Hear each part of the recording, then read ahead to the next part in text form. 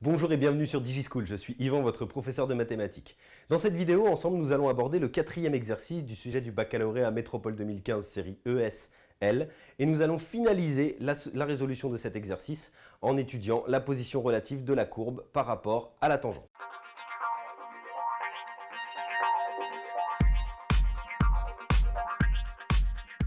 Dans cet exercice, il s'agit donc d'une fonction f définie par f de x égale 3x moins 3x ln de x et nous devons étudier la position relative de la courbe représentative de cette fonction par rapport à la tangente à cette courbe au point d'abscisse 1.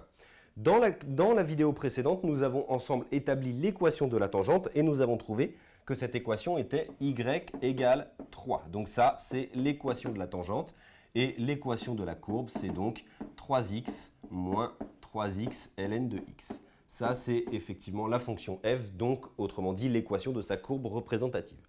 Maintenant, on vous demande d'étudier la position relative de la courbe par rapport à la tangente.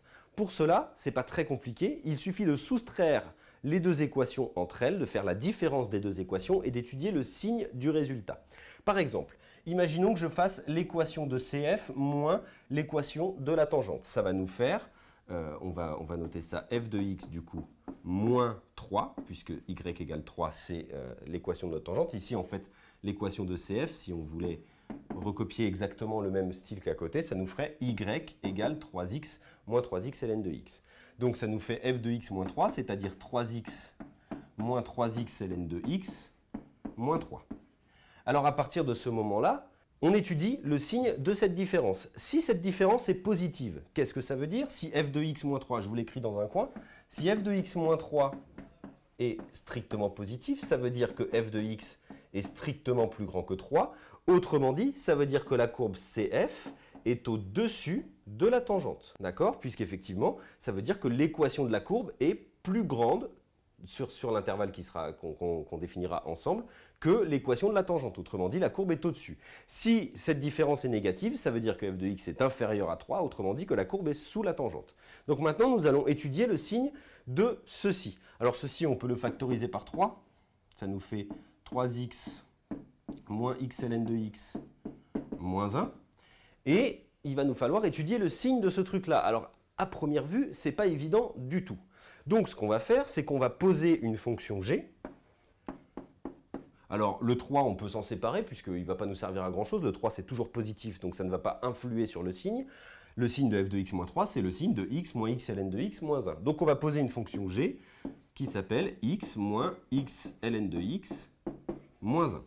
Et nous allons étudier le signe de cette fonction. Alors pour l'étudier, une des possibilités, c'est d'étudier son tableau de variation. Donc par exemple, ici, on va commencer par calculer la dérivée de cette fonction.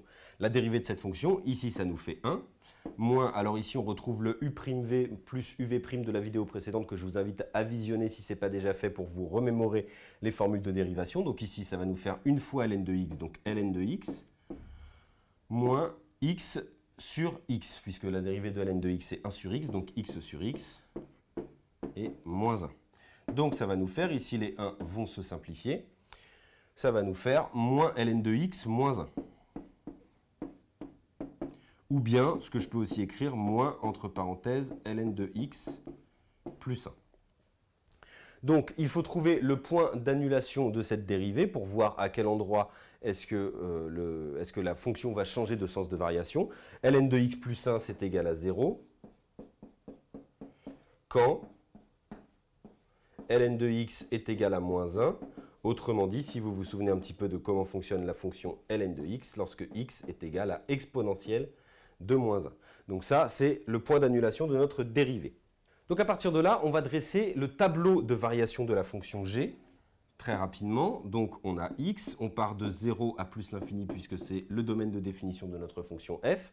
La dérivée s'annule en exponentielle moins 1. D'accord? Donc g' de x s'annule en exponentielle moins 1. Ensuite, il faut réfléchir un petit peu au signe de la fonction g', au signe de la dérivée. Donc quand x est supérieur à exponentielle moins 1, ça veut dire que ln de x est supérieur à moins 1. Donc ceci va être positif puisqu'on a un ln de x plus grand que moins 1. Donc ceci est positif. Comme on a un moins devant, ça va être négative. Donc quand on est plus grand qu'exponentielle moins 1, on va être négatif, et quand on est avant, on va être positif. Ça nous donne une fonction g qui est croissante puis décroissante. Encore une fois, c'est le signe de cette fonction g qui nous intéresse et non pas son tableau de variation en tant que tel. Donc ce qu'on va faire, c'est qu'on va calculer ce qu'il y a ici en espérant que ce soit négatif. Comme ça veut dire que comme ma fonction g est croissante puis décroissante et que son maximum est négatif, ça veut dire qu'elle sera toujours négative.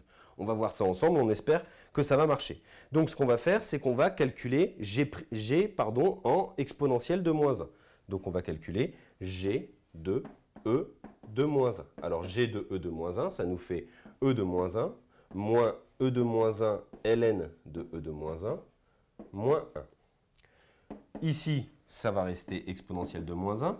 ln de exponentielle de moins 1, ça fait moins 1. Donc, comme on a moins 1 et un moins ici, ça va nous faire moins et moins plus. Donc, ça va nous faire plus exponentielle de moins 1, moins 1. Autrement dit, 2 exponentielle de moins 1, moins 1.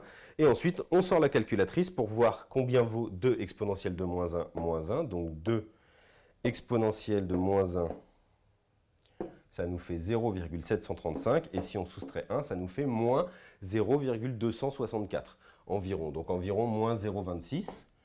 Donc, effectivement, du coup, je reporte ça dans mon tableau de variation, environ moins 0,26, ce qui veut bien dire que ma fonction g, comportant comme maximum un nombre négatif, comme maximum général, comme maximum global, un nombre négatif, forcément la fonction g est toujours négative.